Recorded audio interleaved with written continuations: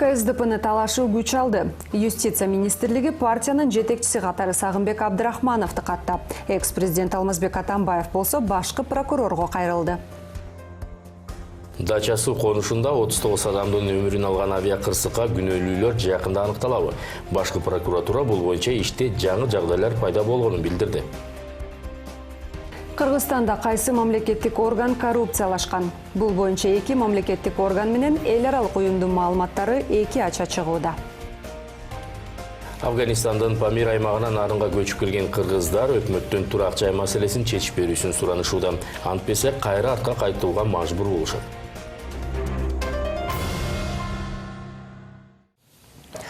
Саламатсыздарбы, эфирде жаңылыктардын толукталган чыгарылышы, студияда Мира Шкуралиева. Жана мен Каныбек Санкариев. Саламатсыздарбы, ушул жана башка жаңылыктар туурасында кененирээк. Чүй областынын Жайыл райондук ички иштер бөлүмүнүн жетекчисинин орун басары пара менен кармалганы бүгүн расмий такталды. 2 күн мурда күч түзүмдөрүндөгү өздүк булактар шектүү Бишкекте кафелердин биринде пара алып жаткан жеринен колго түшкөнүн кабарлашкан. Улуттук коопсуздук боюнча мамлекеттик комитетинин маалыматына караганда, кармалган орун басар кылмыштар менен жоруктардын бирдиктүү реестрине катталган сотко чейинки өндүрүштө оң чечим чыгарууга убада берип, аталган райондун жол коопсуздук бөлүмүнүн инспекторунан $5000 талап кылган. Бул сумманын 40 000 сомун алып жаткан жеринен колго түшкөн. Шектүүгө карата опузалап пара алуу беренеси негизинде кылмыш иши козголуп, ал УКМКнын тергөө абагына киргизилди. Учурда атайын кызматтын башкы тергөө башкармалыгы тарабынан ыкчам тергөө иштери жүрүп жатат. Талас шаардык аскер комиссариатынын башчысы 25 000 сом пара алып жаткан жеринен колго түшүрүлдү. УКМКнын коррупцияга каршы күрөш кызматынын маалыматына караганда, шектүү жергиликтүү тургундан аскер комиссариатына каттоого коюп жана анын паспортун кайтарып бериш үчүн пара талап кылган. Бул факты боюнча опузалап пара талап кылуу беренесинин негизинде кылмыш иши козголуп, шектүү атайын кызматтын убактылуу кармоочу жайына киргизилди. Тергөө жүрүп жатат. Паспорт боюнча тендер чырына байланыштуу кармалган мамлекеттик каттоо кызматынын төрагасынын орун басары Руслан Сарыбаев, статкатчы Данияр Бакчиев жана Инфоком мамлекеттик ишканасынын башчысы Талант Абдулаев 2 айга тергөө абагына камалды. Мындай чечимди Бишкектин 1-май райондук соту чыгарды. Бул жетекчилер биометрикалык паспорт бланкын даярдоо боюнча өткөрүлгөн тендерде өз пайдасы үчүн мыйзам бузуп, өздөрүнө тыгыз байланышы бар компаниянын кызыкчылыгы үчүн иштешкен деген шек менен 2 күн мурда кармалышкан. Башкы прокуратура өкүлдөрү бул тендерден мамлекетке 253 миллион сом финансылык зыян келтирилгенин айтышкан. Ал арада мамлекеттик каттоо кызматы кече билдирүү таратып, анда биометрикалык паспорт бланкын даярдоо боюнча тендер өткөн жок деп табылганын белгиленген. Ошондой эле тендерде утуп чыкты делген литвалык ишканага мамлекеттик бюджеттен эч кандай акы төлөнбөгөнү, аны менен келишим түзүлбөгөнү да кошумчаланган. Атамбаевсиз КСДП кыймылын жетектеп келген Сагынбек Абдрахманов бүгүн маалымат жыйынын өткөрүп, анда ал Алмазбек Атамбаевди КСДП лидери катары саясий иш жүргүзүүнү токтотуп, партияга тиешелүү мүлктөрдү, мөөр штамптарды өткөрүп берүүсүн талап кылды. Болбосо күч түзүмдөрүнө кайрылам дейт Сагынбек Абдрахманов. Бүгүн эртең менен Юстиция министрлиги Сагынбек Абдрахмановду КСДПнын жетекчиси катары каттаган болчу.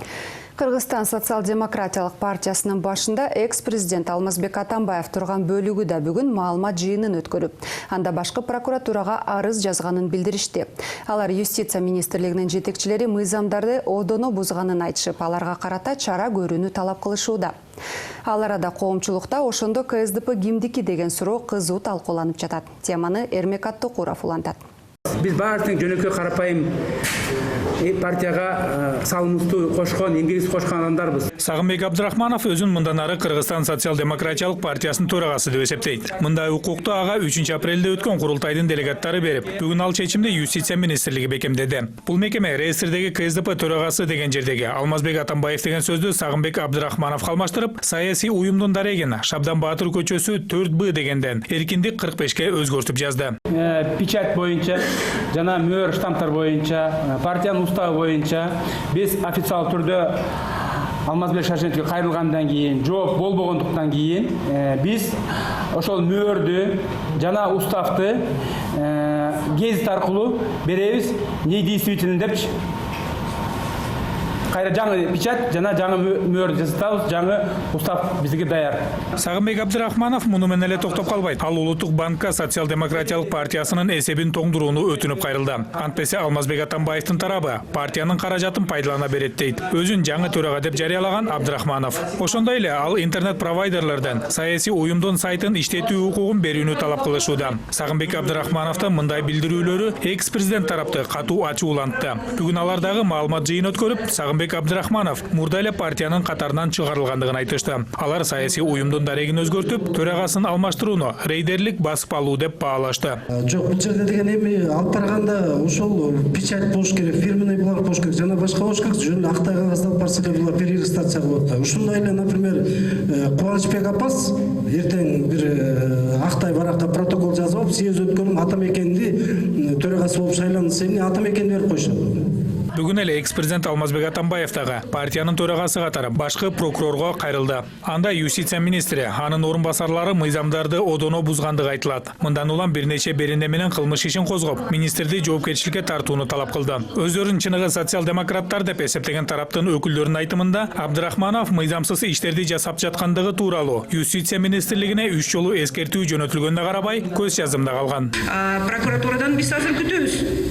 Бул мыйзам бузуулукту бир укуктук баа бериш керек дагы, бирдиктүү жанагы кылмыштары реестрине катташ керек.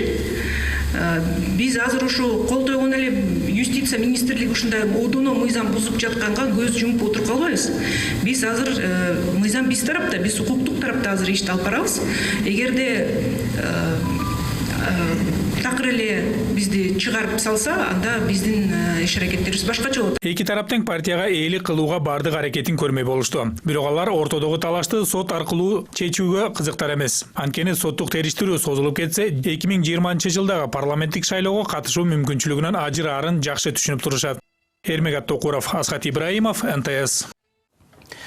Манасава майданынын жанындагы дача суу конушундагы бир канча адамдын өмүрүн алган авиакырсыкка күнөөлүүлөр жакында аныкталабы.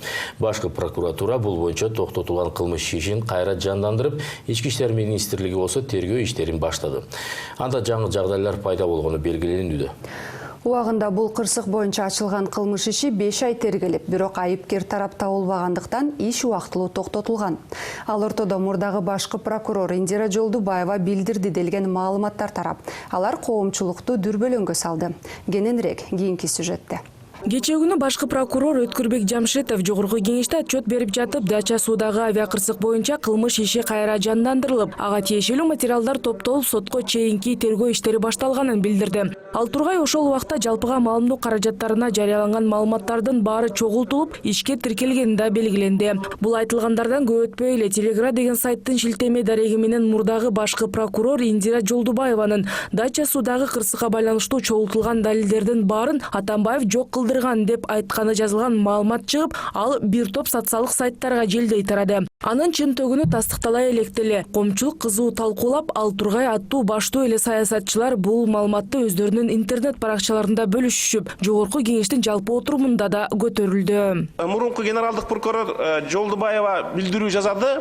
Дача суу боюнча далилдер бар болчу, мурунку экс-президенттин көрсөтмөсү менен жок болгон деген. Атайын жок кылынган деген. Дача суу боюнча январь айында кылмыш бузулуп, өндүрүштөн токтому. РП катталып, бүгүнкү күндө тийиштүү материалдар дагы кошулуп, бүгүнкү күндө МВД тарабынан тергөө башкармалары тарабынан тергөө амалдары жүргүзүлүп жатат. Сиз айткан жанагы мурунку башкы прокурордун айтканы боюнча кылмыш боюнча тактап туруп мен жооп берейин сизге. Азыр тергөө болуп атат, ал киши биз бир жыйынтык чыгарып бир маалымат беребиз. Көп өтпөй мурдагы башкы прокурор тарабынан айтылган делген маалыматтар фейк экени жана ал жалган кабар жазылган сайтка ким эмнени кааласа маалымат кылып жаза ала турганы да аныкталды. Дача суу боюнча Индира Жолдубаева да үн катты. Я единственное могу дать комментарий, что такого не было. Мен мындай интервью берген эмесмин. Жана бул иш боюнча эч кандай түшүндүрмө бере албайм. Бардык саясий материалдар укук коргоо органдарында. Эч ким эч качан тергөөгө басым көрсөткөн жок. Эч кайсы документ жок кылынган эмес. Прокуратурага эч ким мындай буйрук да берген эмес. 2017 жылы 16 январда Бангкок, Бишкек, Стамбул багытында жүк ташып келе жаткан Boeing 747 учагы Дача суу конушуна кулаган. Анын кесепетинен 35 жергиликтүү тургун жана экипаждын 4 мүчөсү набыт болгон. Бул кырсыктан бери 2 жылдан ашык убакыт өтсө дагы күнөөлүүлөр табылбай келет. Ал тургай самолеттогу жүктөр кайсы тараптарга таандык экени ушул күнгө чейин белгисиз. Кырсык болгон күнү эле башкы прокуратура тарабынан аба транспортунун кыймылынын жана айдоочунун коопсуздук эрежелерин бузуудан улам бир нече адамдын өлүмүнө алып келүү беренесинин негизинде кылмыш иши козголуп, тергөө Ички иштер министрлигине өткөрүлүп берилген. 5 айга созулган тергөөдө айыпкерди аныктоого мүмкүн болбогондуктан кылмыш иши убактылуу токтотулган. Бирок былтыр ноябрь айында Ички иштер министрлиги тарабынан иште жаңы жагдайлар чыкканы айтылып, ага чейинки токтом башкы прокуратура тарабынан жокко чыгарылган. Учурда ИИМде кайрадан тергөө тобу түзүлүп, иштеп жатыптыр. Boeing 747 аба учагы конуп келе жаткан учурда авиациялык кыйроого учураган факты боюнча Кыргыз транспорттук прокуратурасы тарабынан Кыргыз Республикасынын кылмыш жаза кодексинин 280-беренесинин 3-бөлүгүндөгү аба транспортунун кыймылынын жана аны пайдалануунун коопсуздук эрежелерин бузуудан улам бир нече адамдын өлүмүнө алып келген факты боюнча токтотулган жазык иши 2019 жылдын 14 январында Кыргыз Республикасынын Ички иштер министрлигинин тергөө кызматынын тергөөчүсү тарабынан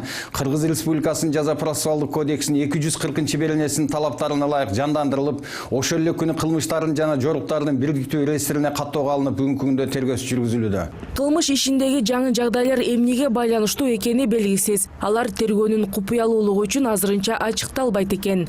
Рахат Жаныбекова, Эрлан Кемелбеков, НТС. Ар кандай чагымчылыкка алдырбоого чакырабыз. Мындай пикирлерин апрель революциясынын баатырлары айтып чыгышты.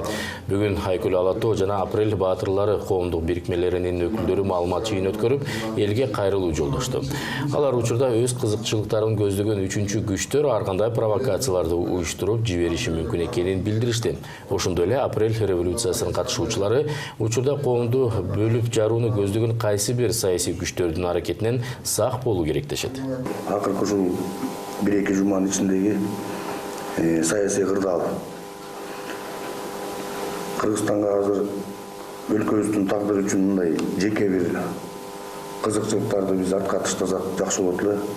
Biz şu 7 aprelde 2010 жылы ең биринчи алдагы максаттарыбыздын бири эч качан Кыргызстанга кан төгүлбөсүн, мындай бир кандуу окуялар болбосун деп ушундай бир тынчтык митингге чыкты элек. Мына аягы жыйынтыгы эмне болуп бүттү, баарыңар жақсы билесиздер.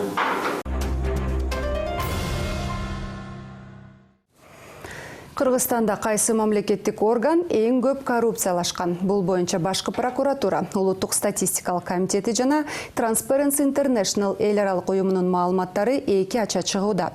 Улуттук статистикалык комитет жемкорлукка малынганы боюнча биринчи орунда бажы кызматы турат десе, башкы прокуратура пара алган жагынан Ички иштер министрлиги алдыга эч кимди салбайт деп көрсөткөн.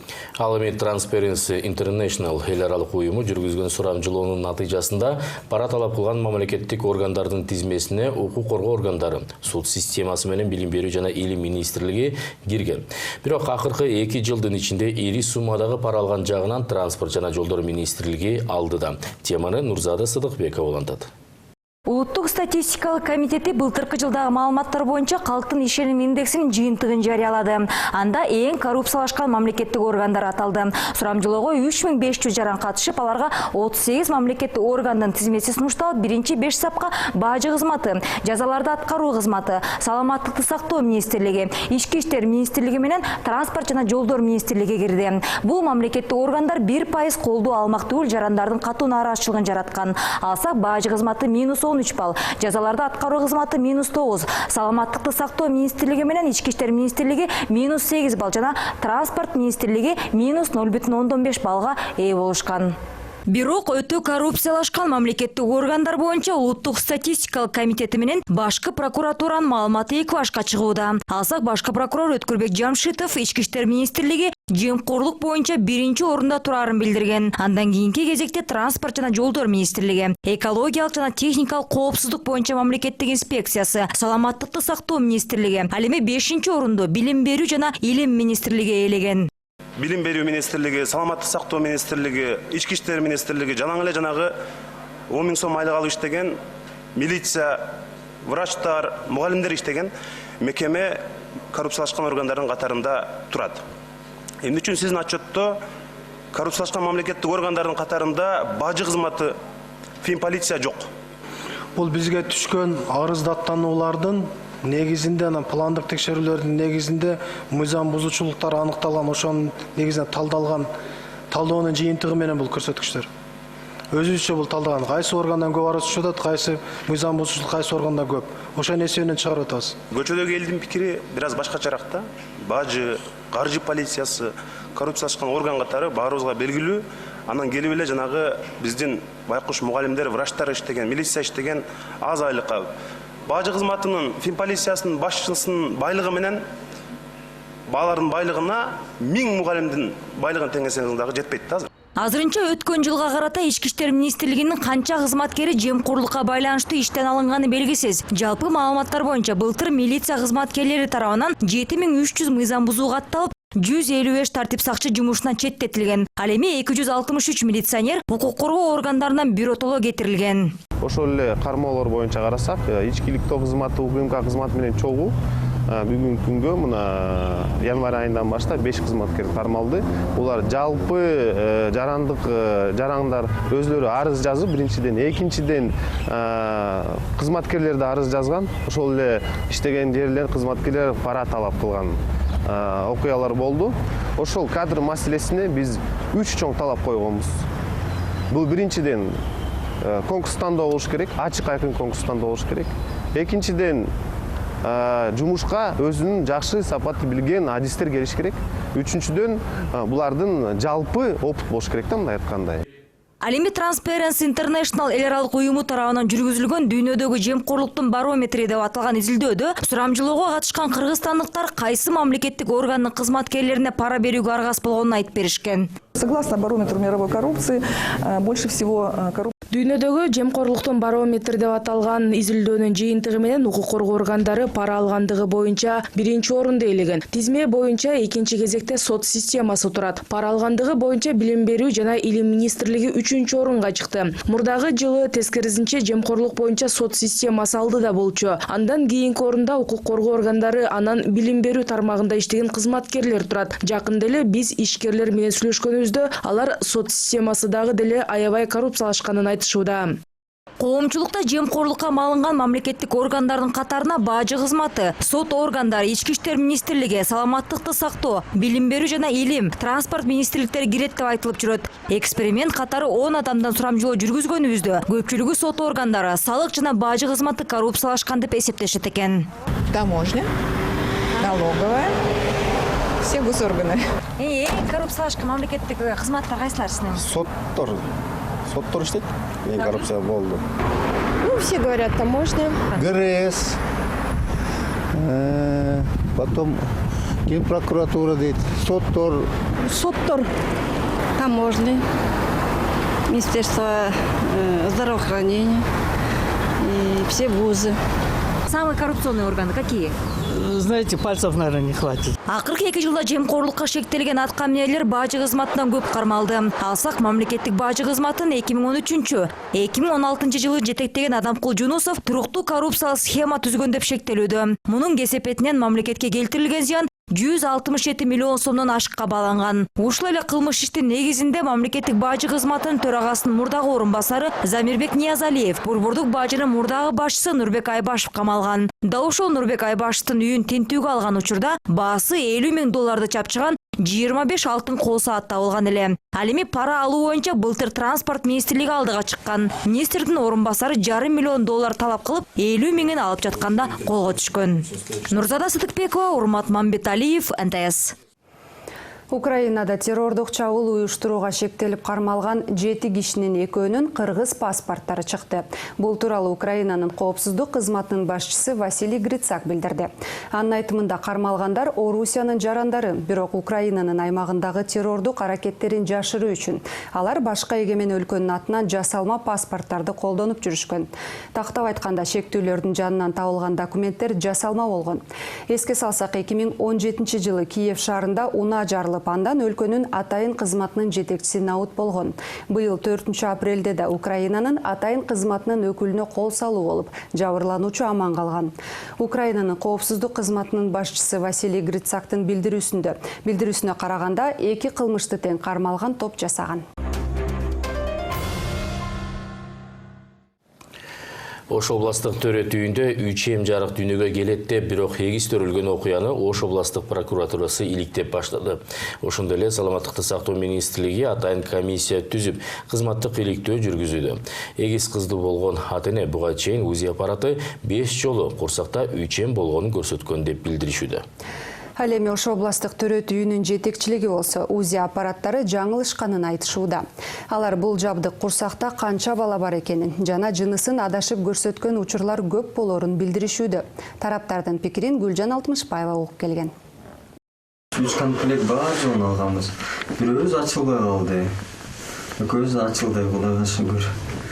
Ынтымак Базарбай уулу менен жубайы Гүлзина Абдимажитова өткөн жума күнү Ош областык төрөт үйүндө эгиз кыздуу болушкан. Түгөйлөрдүн 5 жаштагы кызы бар. Бирок бул үй бүлө 3 эм төрөлөт деп күтүп жатышкан. Себеби ага чейин дарыгерлер 3 ымыркай жарыкка келерин айтышкан.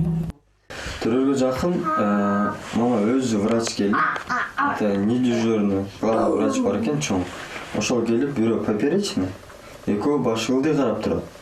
Төрөшү кыйын келинчегим. В любом случае операция кылыш керек деген. Если без операции өзү төрөсө болбойбу десем, жок, анда 2 жолу кыйналып калат. Төрөгөндө дагы кыйналат, анан операция дагы болот деген. Анан биз соглашение бергенбиз. Гүлзина Абдимажитова жаңы кош бойлуу болгон кезинде Россияда УЗИ жасатыптыр. Андан кийин да 4 жолу УЗИге түшүп, барында тең 3 эм көрсөткөнүн айтат. Акыркы жолу Ош областык төрөт үйүндө атайын аппаратка түшүп, анда дагы курсакта 3 жүрөк согуп жатканы тууралуу аныктама берилген. Келиндин ден соолугу жакшы болгону менен өз алдынча төрөөгө коркунуч бар деп кесарево жолу менен төрөтүшкөн. Операционныйга киргенде общий наркоз белиме берди. Мына 2 баланы чыккычан уктаган жок, мен кадимкидей эле ойго жаткам да. Анан экөө чыккандан кийин эле шалдырап эле өзүмдөн кеткендей болуп, анан мындай бул жакты карасам, нарак бир жакка карачан уктап калдым да. Сага 2 бала чыкты, уктумбу деген эле уктум. Болду, уже уктап калганмын да. Эмне себептен уктап калдым билбейм. Ошо 3-чүн мен өзүм көрүп калганым үчүн ошо 3-өө деп ойлоп жүргөм да. Ал эми Ош областык төрөт үйүнүн башчысы Гүлбара Кенжебаева УЗИ жаңылышканын айтууда. Деги эле аппараттар баланын жынысын жана канча ымыркай бар экенин адашып көрсөткөн учурлар көп болот дейт ал. Баял УЗИде мындай деген түшүнүк бар, зеркальное отображение второго плода деген бар да. Ошол возможно ошол эле бир бала баял УЗИ аппаратында баягы кыймылдап турат да, балдар постоянно кыймылда болуп турат. Ошондо мында кыймылдап башка жакка жылып калганда ошо бир эле баланы 2 жолу да көрүп алышы мүмкүн да. Ошондуктан ошондой деген мында жаңылыштуулуктар да болуп калышы мүмкүн деп ойлойм да УЗИ аппаратындачы. Бул окуяны иликтеп жатканда УЗИ 5 ирет эмес, 6 жолу жасалганы белгилүү болду. Гүлзинанын кош бойлуулугунун 28 апталыгында Кара Суу районунун Нариман айылындагы жеке гинекология борборунда жасалган УЗИ башкача аныктама бериптир. Тройня болуп чыкпады, двойня эле турган. Ошо кош бойлуу аялга сизде двойня десем, ал жок, Москвада түшкөм тройня деген. Жалбатта дагы УЗИге түшкөм тройня деген, сиз эмнеге двойня деп атасыз деп аз-маз эми таасирин өткөрүшкө аракет кылды, бирок мен айттым, мен 2 плодду көрдүм, 2 плодду жаздым. Ал жерде заключениеде ошондой болгон. Ошол эле убакта 12 апрелдеги төрөттү жаш ординатор дарыгерлер мобилдик телефонго тартып турушканын билдиришти. Некен?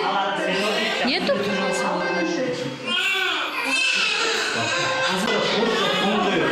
Только двойня чыкты, ожидали тройню. Эми операционный бөлүмдө камера жок экен. Алар камерага тартышыптыр. Бирок ошондо деле толук тартып койсо операцияны. Үзбөй тартса анда ишенмекмин да. Раз операциядан двойня болуп чыгыптыр, ошо мен эч качан арызданбайт болчумун, эмне болбойт болчумун. Учурда бул окуяны Ош областык прокуратурасы иликтеп жатат. Ошондой эле Саламаттыкты сактоо министрлиги 5 адистен турган комиссия түзүп, кызматтык иликтөө жүргүзүүдө. Үчемдин чырынан тышкары операция учурунда 10 чакты адис кирип, кол телефонго селфиге түшүп, тартипсиздикке жол берилгенинде каралып, эреже бузгандар жазаланары маалым болду. Эскерте кетсек, былтыр Ысык Көл областында да дал ушуга окшош окуя болгон. Анда 8 жолу УЗИ эгиздеп көрсөтүп, бирок бир эле бала төрүлгөн. Анда да жубайлар ишенбей күмөн санашкан. Мындай калтырсак өмүр бою мындай бир ой калып калат да биздечи. Ошондой эле келинчегимди эле айтышым мүмкүн, эртең бир 2 жыл өткөндөн кийин 3-чү балам болчу же неме депчи. Гүлжан Алтмышбаева, Бекжан Токтосунов, НТС, Ош. 1,5 жыл мурда Афганистандын Памир аймагынан нарынга көчүп келген кыргыздар өкмөттөн турак жай маселесин чечип берүүсүн суранышууда. Антпесе алар кайра артка кайтууга мажбур болушат. Башта аткаруу бийлиги аларга жер тилке маселелерин чечип бере турганын билдирген, бирок убадалар аткарыла элек дешет. Ал арада Памирден келген кыргыздардын айрымдары Нарын шаарындагы борбордук базарда картон кагаздарын чогултуп акча табууда. Андан түшкөн каражат бир үй бүлөнүн күнүмдүк оокат ашына жетип турат экен. Жергиликтүү бийлик өкүлдөрү болсо Афганистандан көчүп келген кыргыздарга мамлекет тарабынан колдон келген жардамдар көрсөтүлүп жатканын билдиришти. Памир чөлкөмүнөн көчүп келген кыргыздардын бүгүнкү абалы тууралуу Кайыр Жайлыбекованын сюжети. Жайчыбек Абдыкерим уулу Ооганстандын Памир жергесинен Нарынга көчүп келгенине 1,5 жыл болуп калды. Учурда ал жергиликтүүлөрдүн жашоо шартына көнүп калганын айтат. Мамлекеттин жөлөк пулун карап отура бербестен, аз болсо да тыйын тыпыр кылып алайын деп жумушта алган. Учурда ал Нарындын борборуна жайгашкан базарда картон кагаздарын чогултуп иштейт. 29 жаштагы Жайчыбекке чоң кайнатасы жардам берет. Алар мынтип иштегендерине 2 ай болуп калыптыр. Жумушка кечки саат 6-ларда келишип, базар жабылганга чейин базардын тегерек четиндеги картон кагаздарды жыйнашып, атайын кампага коюп коюшат. Таң атканда кайрадан базарга келишип, кечинде жыйнап койгондорун жеке ишкерлерге сатышат. 1 килограммы 3-4 сомго бааланып, күнүмдүк киреше 200-300 сомго жетет. Коробка жыйнап, ак эмгек менен акча табыш керек да. Мыткеден коробка жыйнап, кошумча кылыш керек да. Үй бүлө баккандан кийин бекер жата берсең акча да табылбайт да. Ошол үчүн коробка жыйнап өткөрүп атабыз. Тамак аш, керектүү нерселерди алып беребиз үйгө, продуктуну ошо. Үйдөн карчы болот. Үйдөн карчы болот да. Үйдөн карчы. Ошо. Эми барысы болот, үйдүн немеси маселеси жок, мүшкүл да башка маселеден таап турабыз. Үй бүлө кичи Памирде башка кыргыздарда эле мал өстүрүп жан багып келишкен. Сүттөн айран, май, курут азыктарын жасап, Ооганстандын шаарларына алып барып сатышчу. Алгач Нарынга келгенде бул жактын жашоо шартынан бир аз чоочулашкан. Ооганстанда туулуп өскөн Абдырасул Исабек уулу 68-ге келип калды. Карыя Нарында жашоо шарт жеңилирээк болсо деле Памирдин тоолорун сагынганын айтат. Башка иш кылсак, жумуштун немеси бар экен, масулияты бар. Кой жоолуп кетсем, тууганы болот. Кийинки иштеп атат машина. Сагынасыңарбы? Мына ватан да сагынабыз эми мына мече карайбыз жер чечип берсе, мына бир ай 2 ай барбыз. Анан кийин бул сан кетебиз кане кылабыз? Жер чечим барбы, жокпу? Жер үй маселеси чечилбесе кетип калайын дегенде. Анан эми барабыз, ондо да жерибиз, үйүбүз калды, тамда бар, боз үйүбүз бар, калды да анан. Малыбыз калды, тууган урук калды, анан мында жерим 1,5 жылга чечилбеди, анан эми чечилбеди.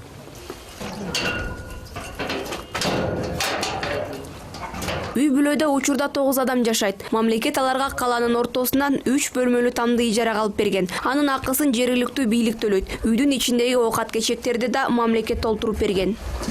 Келчи. Ялгыш жасай берет.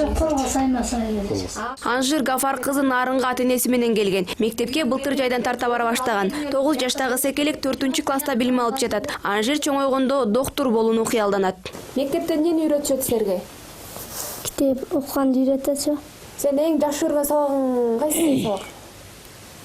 Бәрін эле жакшы көрөм. Дос таптыңбы мектептен? Ооба. Чоңойгондо ким болгуң келип атат? Сабакты мисалы мектепти бүтөсүң, кандай бир кесип, бирдеме жагып атабы? Врач болом. Айтсачы, эмнеге врач болгуң келип атат? Памирге барып дарылайм да. Нарынга көчүп келгенден бери аялдардын дагы жашоо шарты бир топ жеңилдеген. Мурда алар таң аткандан күн батканга дейре сыртта жумуш кылып сан менен алектенишчү. Учурда зарылчылык болсо базарга барып мал менен доктурга көрүнүп турушат. 39 жаштагы Дөөлөтбөбү айымдын 4 жылдан бери көз жара албай жүргөн кызы Нарынга келгенден кийин уул төрөгөн. Суук болосо сууктан кыйналабыз, анан балабыз болсо чарчап калат сууктуктан, врачтын жоктугунан. Жерибиз алыс, сарабыбыз жок, ошондуктан кыйналабыз да. Эки кызым бар, 3 эркегим чарчап калган да, ооруп калып эле. Биякта ушу үйдө жумуш кылабыз, анан негизи биз жакта аял кишилер мындай сыртка чыгып жумуш кылбайт да, эркектер эле жумуш кылат, алып келип берген, пиширип беребиз, жаңдай тамактарын жасап беребиз, ушу үй жумушуну кылып эле отура беребиз, үйдө жасап эле жумуш. Азыркы тапта Нарын областында кичи жана улуу Памирден көчүп келген 11 үй бүлө жашайт. Мамлекет тарабынан аларга ай сайын жөлөк пул пенсия берилип турат. Мектеп жашына чейинки бөбөктөр бала бакчага кезексиз киргизилет. Памирлик кыргыздар үчүн акысыз билим берүү, медициналык кызмат көрсөтүү каралган. Этникалык кыргыздарга кандай жеңилдиктер берилсе, ошол жеңилдиктердин баарын алып атышат. Бул пособие алып атышат, пенсия алып атышат. Анан сырткары бизде акыркы келген үй бүлөнүн арасында Орукчан эжекебиз бар эле. Инсульт алган, ошол МСЭК аркылуу биз аны майыптуулукка өткөрүү боюнча иштер жүргүзүп атабыз. Пенсия пособиянын өлчөмү биздеги мыйзамдагы көрсөтүлгөндөй эле. Бизде бир балага 1215 сом алышат. Ал эми аталарыбыз, пенсия жашындагы аталарыбыз менен апаларыбыз буга чейин эч жерде иштебегендиктен булар соцфонд аркылуу эмес, соц жардам аркылуу пенсияга чыгышат. Биздин жарандар сыяктуу эле алардын мыйзамда көрсөтүлгөн пенсиясынын өлчөмү 1,5 миң сом. Памирлик кыргыздар Нарын жергесине 2017-жылы көчүп келишип, алгач Куланак айылына жайгаштырылышкан. Көп өтпөй айрым үй бүлөлөр кайра кетип калышкан. Калгандары учурда жергиликтүү тургундар менен аралашып, айрымдары колунан келген жумушка орношуп тиричилигин өткөрүшүүдө. Кайыр Жайлообекова, Жанарбек Токтурбек уулу, НТС, Нарын областы. Бишкек шаарынын тургуну Кундуз Сатыбекова 2 майып баласы менен көчөдө калышы ыктымал. 3 кишиден турган үй бүлө Төкөлдөш Кичи районундагы авариялык абалдагы үйдө баш калкалашат. Колундагы 2 баласы тең биринчи топтогу тубаса майып төрөлүшүп, өз алдынча баса алышпайт. Жалгыз боо эне аларды карап, мамлекет тарабынан берилген жөлөк пул менен күн кечирүүгө мажбур. Ден соолугунун мүмкүнчүлүгү чектелген балдарын кароодон колу бошобогон эне керектүү документтерди чогулта албай калып, майып баланы карагандарга төлөнчү айлык акыны да ала албай келүүдө. Буга кошумча анын бир баласына жакын карада жүрөгүнө операция жасалышы керек экен. Биринчи группада цитрадофало, синяя форма, врожденный порок сердца. Тиги бала 2де баспайт. Буту баспайт. 55 жаштагы Кундуз Сатыбекова 4 баланын апасы. Жолдошу мындан 20 жыл мурун каза тап. Андан бери балдарын жалгыз бутка тургузуп, 2 уулун үйлөнтүп, 1 кызын турмушка узаткан. Бүгүнкү күндө тубаса майып болуп төрөлгөн 32 жаштагы баласы менен жашайт. Колундагы баласын уулудагы тубаса майып болуп төрөлүп, андан келин баш тартып кетиптир. 2 жаштагы небереси балдар үйүндө эне мээриминен ажырап чоңойбосун деп, аны өзүнүн намына каттатып алган. Дом малюткага өткөрүшкөн. Сот аркылуу дом малюткадан алгам. Небер экен, жүрөгүм чыдабайт экен, дом малютка калтырганга инвалид болсо, бул акча эчкимге кереги жок да. Өзүм карайын деп, өзүм ошо бала менен үйгө отуруп иштей албагам. Кундуз Сатыбекованын колундагы 2 баласы тең баса алышпайт. Мындан улам аларды 24 саат бою үйүндө отуруп кароого муктаж. Кундуз Сатыбекова тубаса майып болуп төрөлгөн баласы жана 2 жаштагы небереси үчүн ай сайын ар бирине 4 миң сомдон жөлөк пул алат. Бул 4 миң сомду 30 күнгө бөлгөнүздө күнүнө 133 сомдон туура келет экен. Ар бирине бөлүнгөн 133 сомдун көп бөлүгү дары-дармекке кеткендиктен азык-түлүккө аз эле акча гана калат экен. Мына мисалы бул үй бүлө көчө кечки тамакка мынтип эти жок күрүч басып жешкен экен. Бул жакта кичинекей небересине керектүү азыктар турат, андан буламык жасап берет экен Кундуз эже.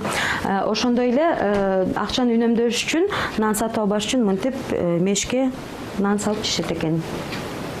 Колундагы улуу баласы жүрөк кемтиги илдетинен да жабыркап келгендиктен жаз алды дарты күчөп кетет экен. Бул учурда ага кымбат дарыларды сатып алууга мажбур. Кичинекей кларион ичет, старший укол алат.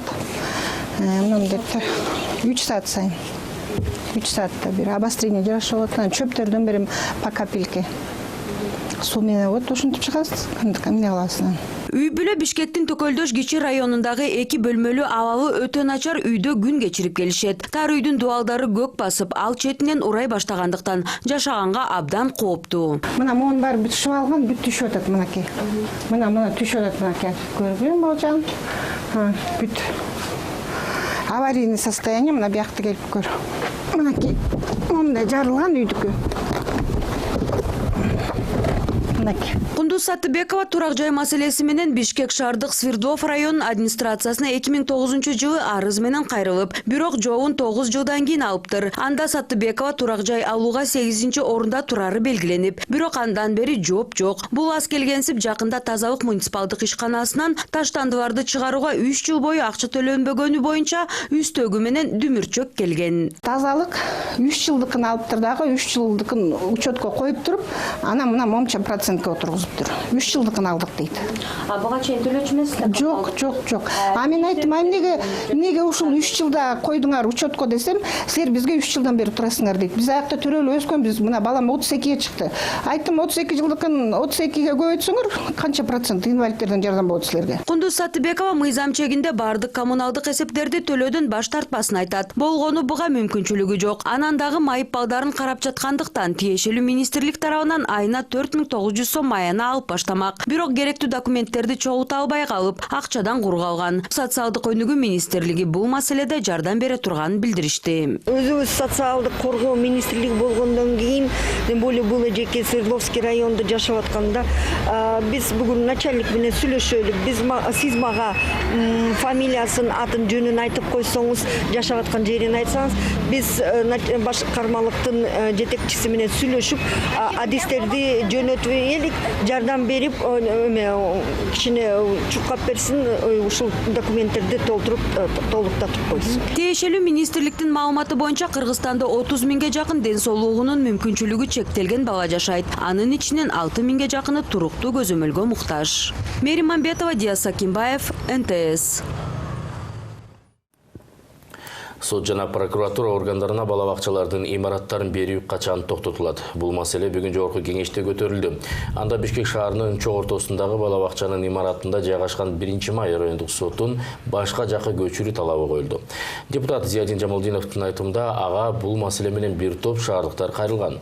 Эл өкүлүнүн айтымында бул сотто көбүнесе ар кандай карама-каршылыктарды, талаш тартыштарды жараткан маселелер каралгандыктан имараттын тегерек четинде адамдар көп топтолот. Мындан улам жергиликтүү үйлөр болсо, балдарынын коопсуздугунан чоочулап жатышыптыр. Бул 1-май райондук сотто кандай бир чыр чатактуу маселелер каралат да. Ошондуктан бул жердеги жашоочулар азыр кайрылып жатат, ушул башка жакка жылдыруу боюнчачы.